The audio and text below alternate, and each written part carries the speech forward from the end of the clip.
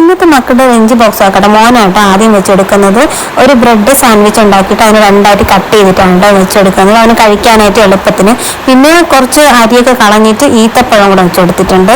പിന്നെ ഞാൻ കുറച്ച് കുക്കുംബറാണ്, അതിൽ കുറച്ച് ഉപ്പും പിന്നെ കുരുമുളകും കൂടെ ഇട്ടിട്ട് ഒന്ന് മിക്സ് ചെയ്ത് വെച്ചെടുത്തിട്ടുണ്ട്, അപ്പോൾ അവന് കഴിക്കാൻ എളുപ്പമായിരിക്കും. പിന്നെ കുറച്ച് സോസും കൂടെ ആ ഒരു ഗ്യാപ്പും കൂടെ ഫില്ല് ചെയ്ത് വെച്ചിട്ടുണ്ട്. പിന്നെ ഒരു ഫോർക്ക് വെച്ചിട്ടുണ്ട്. അപ്പോഴേക്കും അവൻ്റെ ലഞ്ച് ബോക്സ് റെഡി ആയിട്ടുണ്ട്. എന്നിട്ട് ഞാൻ ഒരു കുപ്പി വെള്ളം കൂടെ വെച്ച് കൊടുത്തിട്ടുണ്ട്.